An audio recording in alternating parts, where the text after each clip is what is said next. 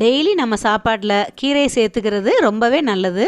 அந்த வகையில் வெந்தயக்கீரையை வச்சு அருமையான டேஸ்ட்டில் ஹெல்த்தியான அடை எப்படி செய்யலான்னு பார்க்கலாம்.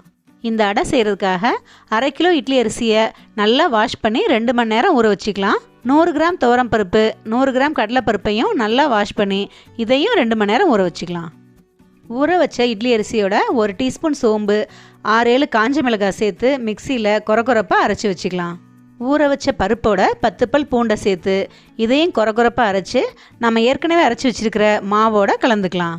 இது கூட 1 டீஸ்பூன் மஞ்சள் தூள், தேவையான அளவு உப்பு, பொடியாக நறுக்கின 3 பெரிய வெங்காயம், பொடியாக நறுக்கின கருவேப்பிலை, மல்லி இலை, 1 கட்டு வெந்தயக்கீரை இதெல்லாம் சேர்த்துக்கலாம். இது நல்லா கலந்து விட்டுக்கலாம்.